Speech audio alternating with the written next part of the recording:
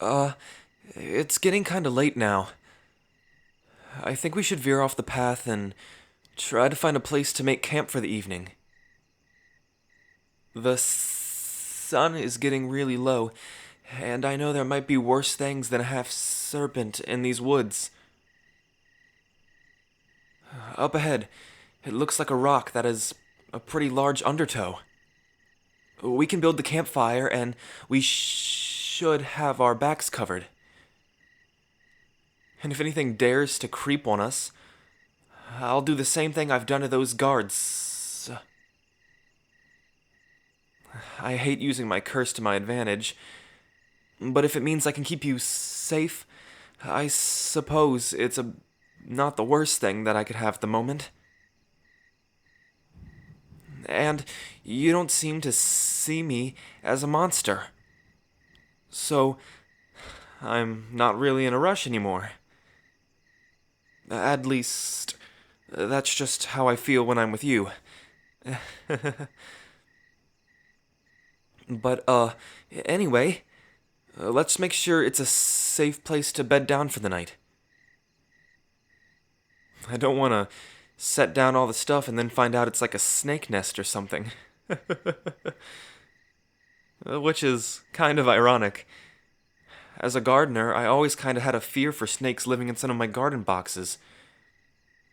It was kind of a big fear of mine. And what a coincidence that a divine decided to curse me with a half that I would fear. Yeah. It was kind of rough in the beginning. I didn't even like drinking from the lakes because I feared that I would see my own reflection. That's why I keep my hair in my face, too. I still am not the biggest fan of snakes, which sucks, considering my entire bottom half is a snake tail. But after a while, you just seem to get used to it. And having you look at me without fear or disgust, it's actually helped a lot. More than you know.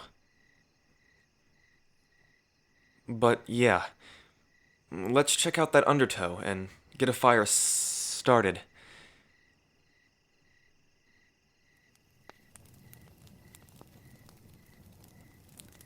Ah, there we go.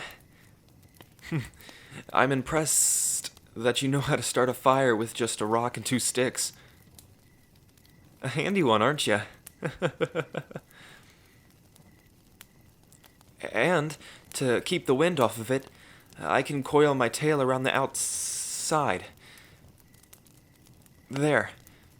One campsite. All done. Now, all we really need to do is relax until the morning. Shouldn't be that hard. And I'm sort of getting over my lists. Oh, dang it. I can say some S words without it coming up, but I'm still a snake after all.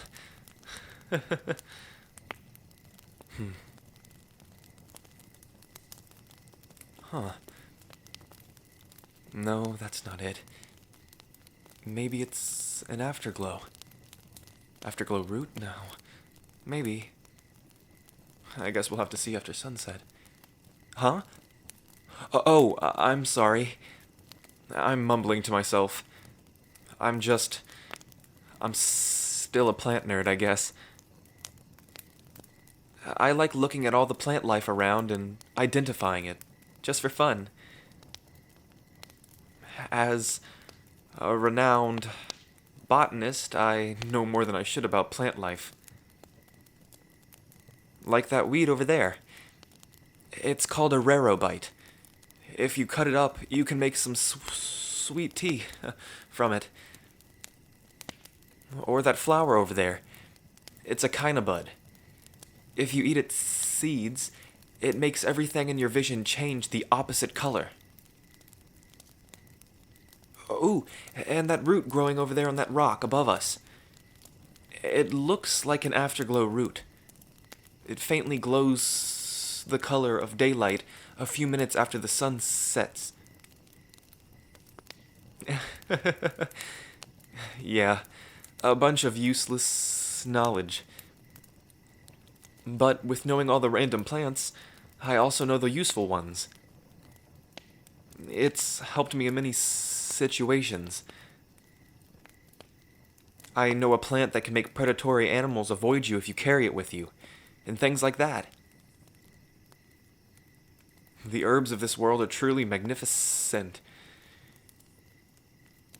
There was even a legend of a woman who knew how to make super medicines out of them. But, the story doesn't really end well for her, at least for now. And this is an amazing world with so many sad stories.